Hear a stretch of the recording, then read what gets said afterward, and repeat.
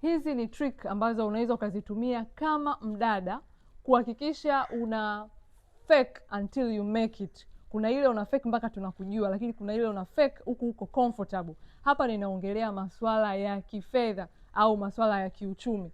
Sasa kodi ya kwanza, unatakiwa udress like money, yani vaa, pendeza kana kwamba yule mtu ambaye unampenda anavovaa, au ukiwa na pesa utavaa. Lakini ya pili, hakikisha unajiinvolve kwenye mazingira ambayo yanakufanya uhisi like money. Wewe unajua mazingira fulani ukiwepo pale unahisi ni ya watu fulani.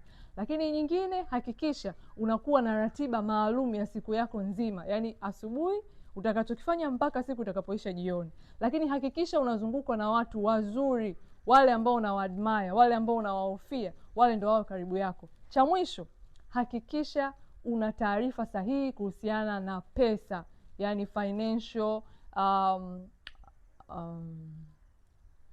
financial what? Information